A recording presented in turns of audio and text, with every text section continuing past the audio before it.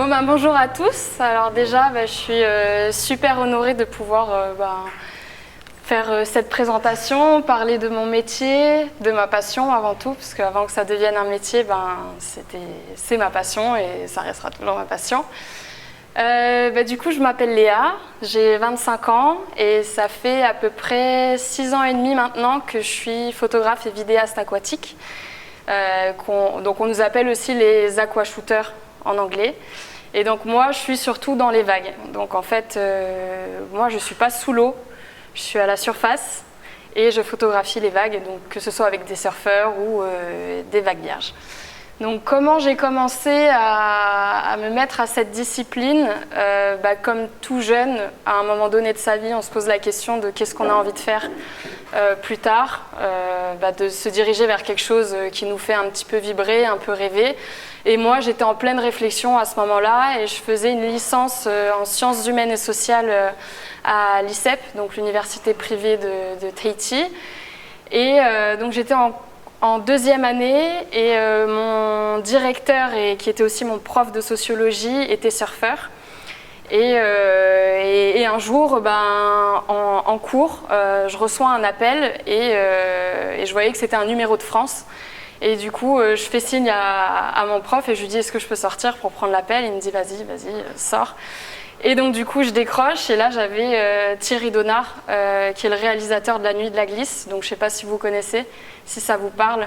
C'est un réalisateur, producteur de films de glisse. Et c'est vrai que mes parents m'ont bercé à ces films depuis que je suis toute petite. Donc, allô Léa, ici Thierry Donard, j'arrive en Polynésie. Donc moi, déjà là, gros silence, j'étais « Oh punaise !» Et moi, il faut savoir qu'à ce stade-là, ma famille m'avait offert à mon anniversaire une petite caméra, un petit Nikon, pour faire des petites photos comme ça, en amatrice. Mais je ne touchais même pas une caméra. J'ai toujours été passionnée de réalisation. Depuis que j'ai l'âge de 14-15 ans, j'aime écrire beaucoup de choses. Mais c'est vrai qu'avant d'être réalisateur, il faut endosser toutes les casquettes du métier de l'audiovisuel, donc d'être caméraman et caméra-woman. Et donc du coup, il me dit « Oui, alors un ami à toi m'a dit que tu étais photographe, vidéaste professionnel. » Alors déjà, je ne savais pas qui avait dit ça. Et puis là, je lui dis « Ok, tu as Thierry Donard à l'appareil. Il est en train de me dire qu'il vient en Polynésie, qu'il cherche un caméraman pour faire des images de lifestyle pendant son tournage de surfeurs quand ils sont sur Terre, quand ils mangent, quand ils sortent de leur session de surf. » Et du coup, là, je lui dis je suis pro, ça fait des années que je fais ça. Il me dit ok, parfait, j'arrive dans une semaine. Et du coup, je me suis retrouvée sur ce tournage. On est parti à Phaïté, donc dans les Tuamotu. Et c'est là en fait où j'ai découvert les aquashooters, les gens qui faisaient des images dans les vagues. À ce moment-là, alors moi j'ai commencé le surf hyper tardivement, donc j'ai pas du tout un bon niveau en surf, niveau d'amateur. C'est pendant mes temps libres, je profite en allant surfer quand je peux. Et moi, je suis un peu de nature casse-cou, donc c'est vrai qu'en faisant du surf, mon objectif, c'était de... Ça va, pardon. Et du coup, en faisant du surf, mon objectif, c'était d'aller dans les grosses vagues, juste que c'est vrai que le surf, c'est hyper ingrat comme sport. Si tu t'arrêtes un peu, tu recommences tout le temps, du début. Et... Donc voilà, et c'est vrai que pendant ce tournage-là, je me suis dit, punaise... les aquashooters, ils vont dans des grosses vagues, quoi. Et c'est vrai que j'ai un bon niveau de natation, parce que mon papa, il était moniteur de plongée quand j'étais petite, donc j'ai toujours été dans l'eau, j'ai toujours baigné dans l'eau et toujours nagé. Et je me suis dit, peut-être que par ça, je pourrais accéder à du gros, quoi. Donc je suis rentrée, j'ai fait des petits jobs à droite à gauche. Et ensuite, je me suis payé un caisson et une caméra. Donc j'ai commencé avec... un Sony A6500, c'est les petits Sony compacts avec un caisson Aquatech. Donc je suis restée avec ce matériel pendant 5 ans. J'ai pas changé. Et du coup, je me suis mise à m'entraîner. Donc j'allais tous les jours dans les vagues. Et à ce moment-là, j'avais une bande de potes, des bodyboarders qui allaient dans des grosses vagues. Donc en fait, j'ai commencé directement dans des grosses vagues. Donc j'ai ramassé. Bien. Mais le fait d'aller, je pense, dans des grosses conditions, ça fait que tes réflexes aussi se développent beaucoup plus vite. Et du coup, j'ai appris très très rapidement. Et donc, pendant 2-3 ans, j'ai fait ça non-stop. Et puis après, j'ai commencé à pouvoir travailler. Ah oui, et puis la petite anecdote aussi, c'est qu'après quelques mois d'apprentissage en allant régulièrement dans l'eau, mes amis autour de moi m'ont dit « Mais tu sais Léa, tu es la première femme locale à faire ça ici, il n'y a personne, il n'y a pas de femme avant toi de Tahiti qui fait ça quoi. » Là je dis « Ah bon, mais putain, c'est vrai que j'ai jamais croisé de nana, ok d'accord. » Et du coup, en ouvrant ma page Instagram LH Prod, j'ai voulu faire une expérience sociale, vu que j'ai fait des études dans la sociologie, j'aime bien analyser un peu, enfin faire des petites... c'est qui ça? J'ai pas mes lunettes, je reconnais pas. C'est qui? C'est pour toi? Non? Là, c'était pour moi. Bon, ok. Ouais, et donc du coup, j'ai ouvert ma page Instagram et j'ai pas dit que j'étais une femme. Donc j'ai fait ça pendant 2 ans. Donc j'ai posté des images, des vidéos, et puis j'ai eu une communauté, un réseau. Donc du coup, au fur et à mesure, j'ai eu une communauté, donc principalement de garçons, et qui m'envoyaient des messages pendant ces 2 années en m'encourageant, en me disant Hey man, c'est carrément cool ce que tu fais, et mon frère, enfin que des trucs comme ça. Et moi j'ai joué le jeu. Et au bout de 2 ans et demi, 3 ans, j'ai posté ma tête et ça a fait, c'était rigolo, ça a fait un gros boom quoi. Et puis là, belle surprise parce que j'ai reçu que des messages bienveillants, des gens qui m'ont dit mais c'est génial, que tu sois une femme, parce qu'il y a vraiment très très peu de femmes qui font ça dans ce milieu. Et et ça a aussi contribué, ça a fait ça a fait ma com un petit peu. Parce que quand j'ai fait cette expérience, je ne m'attendais pas, mais j'ai eu beaucoup de demandes derrière pour faire des articles, apparaître dans des magazines, etc. Et c'est ça qui a fait ma communication et qui m'a permis de me lancer. Et c'est devenu petit à petit mon métier. J'ai commencé à gagner ma vie. Bon là, on va dire, ça fait 2 ans maintenant que je gagne bien ma vie, mais ça a été 3-4 ans où, voilà. Il faut être patient. C'est vrai que c'est des métiers, c'est un petit peu compliqué, parce que c'est des métiers d'artistes. Donc moi, je vois autour de moi, il y a énormément de talents polynésiens, des locaux qui sont hyper doués dans les vagues, mais qui ne sont pas forcément assidus et qui se disent c'est pas rentable tout de suite, donc on ne va pas se lancer et essayer d'en faire son métier. Moi, c'est vrai que j'ai eu la chance d'avoir une famille où on n'est pas dans la misère. J'ai toujours eu un toit, j'ai toujours pu manger, j'ai pas d'enfants à charge, donc j'ai pu essayer de tenter ma chance et j'ai eu de la chance parce que ça a marché. Et donc du coup voilà, en termes de présentation. Ensuite en termes de matériel, moi ce que j'utilise dans les vagues, donc ça c'est mon tout premier caisson, ça c'est le premier modèle de caisson que j'ai eu Aquatech, enfin j'en ai eu 2. Et celui-là c'est celui que j'utilise actuellement. Donc c'est un caisson Aquatech aussi, et la caméra que j'ai à l'intérieur c'est un Sony A7S3, donc qui est principalement fait pour la vidéo, mais qui est quand même aussi un bon équilibre entre photo et vidéo. C'est vrai qu'il y a des caméras qui sont uniquement faites pour la vidéo, d'autres principalement pour la photo. Et moi les caméras que je choisis, comme j'aime autant la photo que la vidéo, c'est de trouver un peu ces caméras qui font un peu les deux quoi. Alors du coup, je peux vous donner mes réglages que j'ai en vidéo et en photo. Par contre, me demander exactement pourquoi ça et pas un autre truc, enfin les termes techniques, moi je ne suis pas rodée là-dessus, sur tout ce qui est technique, etc. Mais par exemple, en général, moi quand je vais shooter à l'eau, quand c'est souvent très ensoleillé, que c'est pas nuageux, vous voyez ce que c'est les ISO. C'est ce qui permet de gérer un petit peu la lumière, pour expliquer avec des mots simples.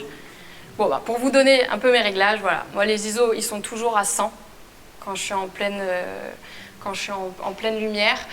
En vidéo, ma vitesse, je la mets à 250 parce que je tourne en 120 fps. Et ensuite, en général, mon ouverture, je suis à f.8 pour que la vague et le surfeur soient nets. Si j'ai envie que le surfeur soit un petit peu plus net et que la vague soit un peu plus floue, j'ouvre mon ouverture, donc ça veut dire que je vais donner un chiffre un peu plus bas, f.4, f.3. Voilà, c'est pour donner un peu ce flou artistique en arrière-plan qui est assez sympa, surtout quand tu fais des portraits photos, je trouve. Ensuite en vidéo, ISO pareil, 100. En général, ma vitesse, elle est entre 1250 et 1600, comme c'est des photos d'action et qu'il y a beaucoup de mouvements. Quand c'est dans ces nombres-là, ça affiche bien l'image. Et là, on a une image qui est nette et où on a un peu tous les détails. Et puis mon ouverture, bah, je l'adapte, à voir si je suis sous-exposée ou surexposée, quoi. Donc voilà, c'est un petit peu ça. Ensuite, bah, dans l'eau, j'ai des palmes, j'ai une combi et mon moteur, bah, c'est mes jambes, quoi. Donc du coup, les conseils que moi je pourrais donner aux gens qui se lancent dans... On peut mettre la vidéo. Ouais. Qui se lancent dans ce métier, c'est déjà d'y aller step by step. Donc déjà apprendre à utiliser sa caméra. Moi, c'est vrai que j'ai jamais fait d'école dans l'audiovisuel. J'ai toujours appris à droite, à gauche. J'ai toujours été très bien entourée. C'est vrai que le processus de compréhension de la caméra, par exemple, tel réglage pour telle image, c'est pas quelque chose qui me passionne énormément, mais tu es obligé de les connaître pour pouvoir avoir le rendu que tu as envie d'avoir. Et ouais, donc les conseils que je donne avant de se mettre à cette discipline-là, déjà, c'est de bien nager, d'être à l'aise dans l'eau, de ne pas couler. Et surtout d'avoir cette patience, chose que moi, je n'ai pas forcément eue au début, d'écouter son environnement et d'apprendre à lire l'océan. Parce que c'est vrai que moi, j'ai eu une amie qui a essayé de se lancer et de s'y mettre tout de suite.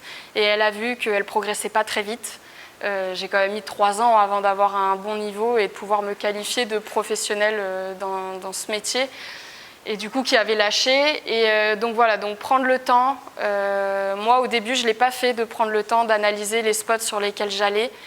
Et j'ai failli avoir un accident une fois très très grave. Et suite à ça, je sais pourquoi c'est arrivé. Il fallait que j'apprenne à slow down un petit peu et de dire ok, il faut analyser. Donc ça, c'était à Hupo.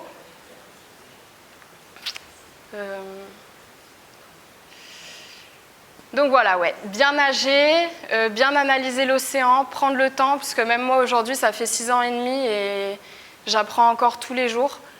C'est vrai que maintenant, mon réflexe, à chaque fois que je vais sur un spot de surf, c'est de prendre 10 minutes, de faire une espèce de méditation, de regarder un peu comment la houle déroule. Parce que j'ai déjà eu des expériences une fois où, c'est vrai que nous, en tant qu'aquashooter, pour organiser notre planning, on est abonné à un forecast, donc une plateforme météo des vagues sur Internet. Donc quand on nous annonce qu'il y a 3 mètres, on sait qu'on va pouvoir se positionner à tel endroit, jusqu'une fois, on a été surpris. La houle était annoncée 3 mètres. Donc du coup, comme c'est un peu plus petit que 6 mètres, logiquement, nous, les photographes, on va un peu plus à l'intérieur, puisque la vague est moins imposante et prend moins de place. Et ce jour-là, il y a des 6-7 mètres qui ont déboulé. Donc on était tous à l'intérieur. Et encore une fois, c'est une leçon de se dire que tout n'est pas acquis. Que pareil, la météo des vagues, sur les réseaux sociaux, c'est pas une science hyper juste, parce que la nature, elle change tout le temps, toutes les heures, toutes les minutes. Et pour que vous vous rendiez compte un petit peu de ce que c'est de shooter dans des très grosses conditions, j'ai une vidéo, donc ça a été ma toute première vague de 6 mètres que j'ai vue de ma vie, et l'expérience a été incroyable. Et ce jour-là, j'ai même pas eu peur, j'étais tellement émerveillée parce que je voyais que j'ai arrêté de nager. Et les gens autour de moi, les photographes autour de moi m'ont dit « Léa, nage, nage !» Parce qu'en fait, la puissance de l'eau est telle que s'il y a la même derrière, en fait, on se fait aspirer vers le récif. Et nous, nos jambes, on n'a pas assez de puissance pour pouvoir échapper. Par chance, il n'y avait pas de vague derrière. Donc ça va. Et là, à la fin, le petit bout, c'est moi, ça. Voilà. Donc voilà, ça c'est un peu les conditions dans lesquelles je préfère shooter. En plus, ce jour-là, c'était tout clean, c'était vraiment magnifique. Mais ouais.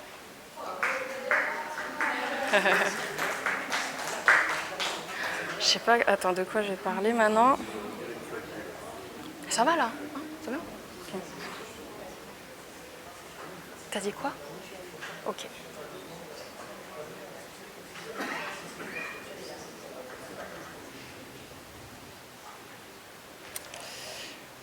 Voilà, et puis je vais vous montrer aussi une autre vidéo que j'avais fait pour capter un petit peu l'ambiance de Teahupo'o, parce que c'est vrai que moi, Teahupo'o, maintenant, c'est l'endroit où je travaille tout le temps.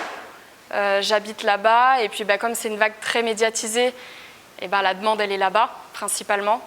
Après, j'ai d'autres spots que j'aime énormément qui sont tout autour de l'île, puisque nous, on a la chance. C'est vrai que la Polynésie, en termes de vagues parfaites, c'est le meilleur endroit au monde. Dans le monde entier, il n'y a pas d'endroit où il y a autant de vagues qui sont aussi parfaites, que ce soit en gauche, en droite. Et tout autour de l'île, pendant toutes ces années-là, j'ai un peu calculé le nombre de spots de surf accessibles en bodyboard, pas tous en surf. Et il y en a à peu près 135 tout autour de Tahiti. La côte Est est blindée de spots incroyables, mais ça, c'est les secret spots où il faut aller les chercher, les trouver. Et donc, du coup, voilà. Et puis après, pour avoir un petit mot aussi sur ce côté, le fait d'être la seule femme à l'eau aujourd'hui, je suis toujours toute seule. Alors, il y a quelques étrangères. Il y a 2 étrangères avec qui j'ai eu la chance de shooter à Teahupo'o et c'était un grand plaisir d'être avec d'autres filles. Moi, j'ai jamais ressenti un côté, donc il y a le côté masculin qui est très très présent, mais c'est vrai qu'à Teahupo'o, on est un peu une grande famille aussi, donc tout le monde se soutient. On n'est pas beaucoup de filles, les filles, c'est surtout moi et Vahine Fierro qui sommes là-bas au spot. Donc on a toujours été très bien chouchoutés. Après, où tu vois une petite différence, c'est quand tu viens un petit peu... pas jouer dans la cour des grands, mais quand tu as des projets qui sont un petit peu plus imposants, et là tu vas sur un marché, le marché où il y a du fric, et où là tu sens que ça pose un petit peu problème, et surtout dans le milieu de la glisse, la plupart c'est que des mecs qui réalisent des films, qui tiennent les quelques têtes en Polynésie qui tiennent un peu ce réseau de glisse, c'est les mêmes têtes. Et c'est que des anciens, et pendant des années, ça a toujours été ça. Et là, j'ai pu ressentir de temps en temps qu'il y avait un petit côté où ça posait problème, quoi. Mais sinon, en général, ici, ça s'est toujours très très bien passé. Toujours beaucoup de soutien, toujours beaucoup de bienveillance. Et du coup, voilà. Et ensuite, pour parler de... Je sais pas, qu'est-ce que je... Ah oui, ouais, une petite vidéo, pour voir un petit peu l'ambiance qu'il y a là-bas. Parce que c'est vrai que Teahupo'o, c'est composé de surfeurs, d'aquashooters et puis de bateaux. Et les bateaux, de plus en plus. C'est vrai que moi, aujourd'hui, on m'a toujours dit, Léa, pourquoi tu portes pas de casque ? Et t'as pas peur des vagues? Et je leur ai dit, non, je n'ai pas peur des vagues, mais les bateaux, c'est vrai que... Et je devrais porter un casque et surtout attacher mes cheveux, parce que j'ai plein d'anecdotes, ou même une fois, j'étais en train de shooter une vague dans l'eau. Et pour vous dire à quel point le bateau il était proche, je me rappelle, c'était une vague de Matei que je shootais pour un projet personnel dont je parlerai après. Au moment de faire la vidéo, j'ai senti mes cheveux qui partaient comme ça. Et j'ai vite pris mes cheveux. En fait, c'était un moteur qui accélérait. Et je me suis dit, ok, j'aurais dû me faire scalper. Donc, plein de trucs comme ça. Après, j'ai eu une anecdote aussi où une fois, j'étais... nous, en fait, quand il y a des grosses houles comme ça, moi, ma caméra, l'objectif que je prends, c'est un 24-105. Donc, je peux jouer un peu avec une longue focale. Et on prend des objectifs où c'est pas un grand angle. Par exemple, le grand angle, le fisheye ou des trucs comme ça, c'est ce que moi, où il y a un dôme, je vais utiliser quand je suis au cœur de la vague, donc à l'intérieur d'un barrel. Quand là, les vagues, elles sont énormes comme ça, en général, on est sur l'épaule de la vague. Donc juste, comme vous avez vu dans la vidéo où il y a la vague de 6 mètres, on est juste à la sortie. Donc voilà, et je disais ça, je ne sais plus pourquoi. Ah oui. Une autre anecdote assez sympathique, parce que je m'en suis sortie. C'était une fois, on était justement sur l'épaule de la vague, et non, en fait, le problème, c'est que les bateaux ne respectent plus. Donc les surfeurs au pic, eux, sont tranquilles, puisque là, ils sont au cœur de la vague, donc les bateaux ne peuvent pas y aller. Mais nous, les aquashooters, on est à la limite entre les bateaux et nous, en fait. Et maintenant, les bateaux, pour prendre plus d'argent, ils amènent les clients plus près de la vague, et puis comme ça, ils taxent plus cher, juste qu'ils sont mélangés à nous. Et une fois, ça m'est aussi arrivé d'être en train de faire une image et d'avoir un bateau qui était tellement en bas qu'il s'est fait surprendre par une grosse vague. Donc il est arrivé à fond et en fait l'épaule de la vague, comme la houle était ouest, donc ça fait une espèce d'une vague qui rentre comme ça, et ça lui a fait un kick. Donc du coup, c'est un potimarara, il a jumpé et moi j'étais juste en dessous. Donc j'ai vu toute la coque se lever et j'ai eu le réflexe de plonger très très profond. Sous l'eau, j'ai vu toute la coque s'écraser. Et quand je suis sortie de l'eau, tout le monde a cru que j'étais morte. Mais voilà. Donc ça, c'est un petit peu les dangers qu'il y a à Teahupo'o. Me prendre une vague ou quoi, de la taille de 6 mètres, ça me fait pas peur. Mais par contre, les bateaux, ça me Ça, c'est flippant parce que eux, quand il y a une série, ils accélèrent avec leur moteur. Donc déjà, il y a les hélices, mais en plus, ils créent des remous qui font que nous, on est dans un tourbillon qui nous empêche d'avancer, ou des fois, on se retrouve saucissonné entre deux bateaux, on ne peut plus bouger alors qu'il y a des vagues de 7 mètres qui arrivent. Donc ouais, c'est ça un petit peu aussi la réalité de Teahupo'o. C'est vrai qu'au fur et à mesure des années, mon expérience à moi, sur les grosses houles comme ça, il y a de plus en plus de monde. En plus, avec la venue des JO, c'est encore plus médiatisé. Donc là, on a des gens qui sont là tout le temps. Moi, je prends un peu moins plaisir à shooter, même quand c'est énorme, parce que c'est un peu Miami, quoi. C'est un peu le cirque. Et je préfère des houles un peu plus petites, où on est entre nous, il n'y a pas beaucoup de gens, et tu ressens cette connexion avec la nature. Donc du coup, voilà. Donc on va vous montrer la petite vidéo. Voilà.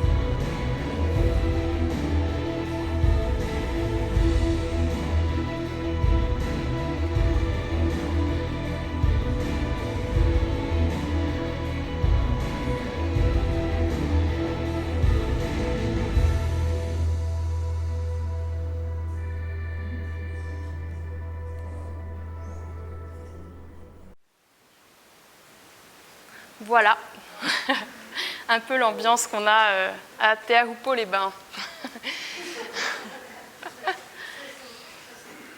Et donc du coup, c'est vrai que pendant toutes ces années, moi et un deuxième caméraman, on faisait énormément d'images, on alimentait beaucoup nos réseaux. Et c'est vrai que moi, ma passion première, c'est la réalisation.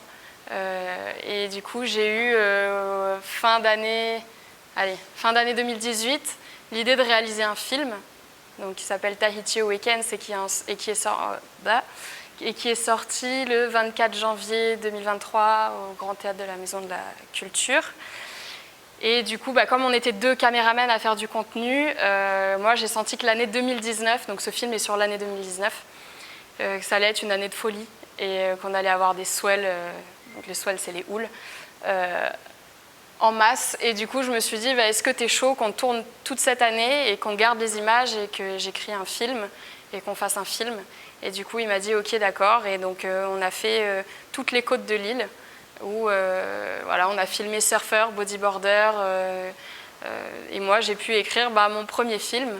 Donc, ça a été une expérience assez incroyable, beaucoup de hauts, beaucoup de bas. Parce qu'en fait, on a fait 1 an de tournage, donc vraiment presque 365 jours à filmer non-stop, tellement il y a eu des houles. Donc l'intuition, elle était bonne. Et du coup, à la fin de cette année de tournage, le deuxième caméraman qui devait m'accompagner avec moi jusqu'à la fin du film, pour des raisons personnelles, n'a pas pu continuer. Donc je me suis retrouvée avec cette masse de travail, cette masse d'images, et je me suis dit, putain, mais faire un 50 minutes, parce que c'est un 50 minutes quand même, toute seule, sans moyens, sans rien, c'est quand même un défi de fou. Mais j'étais tellement passionnée par ce que je faisais et par le scénario que j'avais écrit que je voulais aller jusqu'au bout. Donc du coup, ça m'a mis 4 ans. Et j'ai travaillé pour pouvoir mettre toutes mes économies dans ce film, parce qu'au bout d'un moment, pour sortir un 50 minutes, je fais du montage, donc j'avais monté tout le film, mais il fallait à un moment donné qu'un monteur m'aide. Donc le deuxième caméraman qui est monteur devait m'aider, mais n'a pas pu. Et donc du coup, je devais sortir un peu d'argent pour qu'il m'écrive tous les sous-titres, qu'il me mixe le son, qu'il me fasse tout le générique. Et au final, ce film est sorti et ça a été une de mes plus grandes fiertés. Et d'ailleurs, je suis en train d'organiser la deuxième projection pour janvier 2024. Donc pas le 24 janvier cette fois, mais peut-être le 23. Donc si vous êtes chaud de venir. Donc du coup, voilà, donc c'est ça qui est chouette, c'est que quand tu arrives à sortir un projet comme ça, ce qui est vraiment cool, c'est que quand on a d'autres en tête et qui demandent quand même des fonds et du budget, et les gens, ils ont un visuel sur ce que tu as pu faire et ils sont prêts à débloquer un peu de budget, et step by step, on arrive un peu à de la réalisation. Et moi, c'est vraiment vers ça que j'ai vraiment envie de me tourner, c'est réaliser, pouvoir avoir une équipe.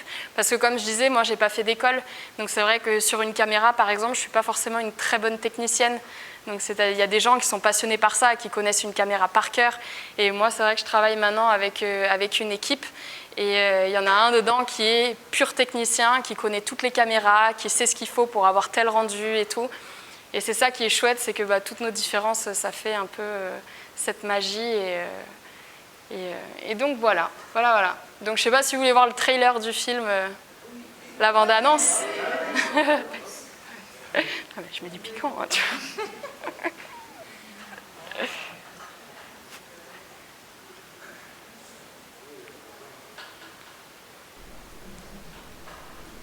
Tu vois là? Tu vois?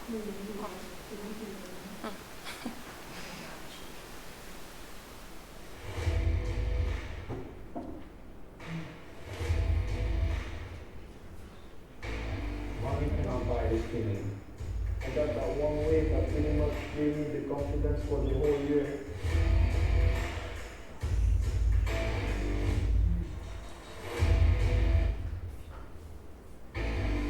Ça s'est passé tellement vite, elle a même aspiré fort. Lancer ton copain sur quelque chose qui peut vraiment au pire le tuer. This is our story. This is our home. This is the middle weekend. Bon, ça, c'est pas la bonne date. Hein. Mais voilà, prochaine. Et voilà. Ouais. Mais c'est vrai qu'en travaillant vraiment dans ce milieu et en ayant des projets de plus en plus importants, que ce soit avec des productions étrangères ou même locales, je me suis rendu compte qu'en fait, il n'y avait pas assez de prévention sur ce droit à l'image, que ce soit en tant qu'acteur, mais aussi en tant que caméraman qui crée du contenu. C'est vrai qu'aujourd'hui, on est quand même dans un monde où on est entouré que de ça, et je pense que faire de la prévention là-dessus, je trouve ça super, super important. Et la leçon que j'ai apprise en 2022, alors ça, c'est un conseil pour tous les jeunes, ou pour même que ce soit jeunes, pas jeunes, mais qui se lancent là-dedans et qui commencent à avoir des projets un peu conséquents, où il y a des boîtes de production qui font appel à vous pour vos idées ou votre création, c'est de signer des contrats, toujours. Et ensuite, par rapport au contenu sur les réseaux sociaux, c'est vrai que nous, en tant que vidéastes et photographes, notre travail est hyper dévalorisé. Parce qu'en fait, on n'a pas vraiment de prévention là-dessus aussi, que ce soit les surfeurs, que ce soit les gens qui prennent notre contenu et qui postent. Souvent, les gens à qui on envoie les photos, par gentillesse, on leur envoie, ils ne nous créditent pas.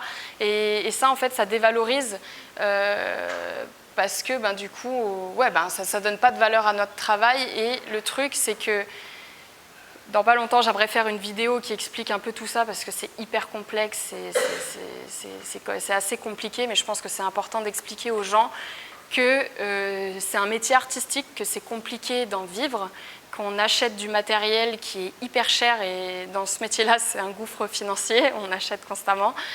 Et que bah, c'est notre travail finalement. Alors c'est vrai que par les surfeurs, ils mettent en avant notre travail, mais par nos images, on met en avant aussi ces surfeurs-là et la plupart des surfeurs qui ont des sponsors. Et ce que les surfeurs ne comprennent pas, parce que moi, à l'heure d'aujourd'hui, avant, quand c'était uniquement ma passion, je faisais des images et j'envoyais mes images à tout le monde. Ça prend énormément de temps, les gens ne s'en rendent pas compte. Il faut qu'on trie, il faut qu'on cherche la photo de tel, de tel, de tel, il faut qu'on envoie, ça prend du temps et les gens ne s'en rendent pas compte. Voilà. Et du coup, en fait, le truc, c'est que si nous, photographes, quand c'est notre métier, on donne des images gratuitement, alors je ne dis pas forcément, moi, des fois, avec des surfeurs, je leur dis, bah, donnez-moi ce que vous pouvez, et puis c'est des fruits et des légumes, hein, moi, ça me va très bien. Mais il y a un échange, il y a quand même une valorisation aussi. Et le truc, c'est que les surfeurs ne se rendent pas compte qu'en prenant une image, eh ben, ils mettent en avant leurs sponsors. Et en fait, ces sponsors vendent des planches, vendent du matériel. Donc il y a une action commerciale derrière, chose que les gens ne prennent pas forcément en compte. Mais en fait, et puis en fait, ce serait positif pour tout le monde parce que ces surfeurs-là, s'ils étaient obligés de donner un petit quelque chose à ces photographes pour avoir une image, eh ben, ils ne seraient pas obligés, par exemple, parce qu'aujourd'hui, moi, j'ai plein de contrats avec des surfeurs et je vois leurs contrats de sponsoring. Les sponsors, aujourd'hui, ne donnent aucun budget pour que leurs surfeurs, leur team, fassent du contenu pour eux. Donc, c'est-à-dire que dans le contrat, il y a écrit on veut 2 posts par semaine, on veut des photos de telle qualité, on veut tu nous envoies tout ça, qu'on puisse publier sur notre site, sur nos pages, il n'y a aucune protection. Et donc, en fait, les photographes qui donnent tout gratuitement, ils ne se rendent pas compte qu'en fait, ça participe à dévaloriser tout ce travail. Et puis finalement à dire aux sponsors continue à pas donner de budget pour ces riders et qu'ils puissent faire de l'image avec. Donc moi je pense que c'est important de faire un peu de prévention par rapport à tout ça.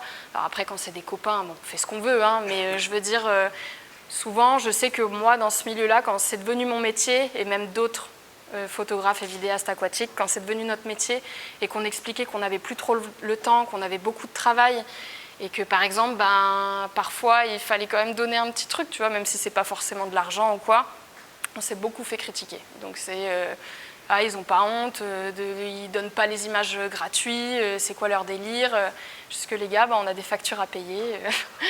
Voilà, donc voilà. Donc ouais, j'aimerais bien, dans quelques temps, publier une vidéo qui explique un petit peu tout ça. Je sais pas si j'étais claire, mais je pense que c'est important. C'est important de prendre en considération le travail de tout le monde. Hein. C'est comme prendre une musique et la mettre dans son film, ou prendre une musique, la mettre sur sa vidéo. Enfin, je veux dire, ça donne une dimension tout autre, quoi. Il y a le côté émotion qui entre en jeu, ça donne plus de caractère. Et ne pas citer l'artiste qui a créé cette musique, c'est lui voler son contenu pour se mettre en avant. Moi, c'est vrai qu'aujourd'hui, je trouve ça hallucinant qu'il y ait des stars, que ce soit dans le monde du surf ou partout, qui utilisent des images et qui ne créditent même pas les photographes ou les vidéastes ou dans les légendes, quoi. Moi, je trouve ça un petit peu dommage. Mais souvent, c'est presque de l'ignorance. Les gens, ils ne savent pas, ils ne se rendent pas compte. Et puis voilà, c'est important. C'était mon petit mot. Voilà.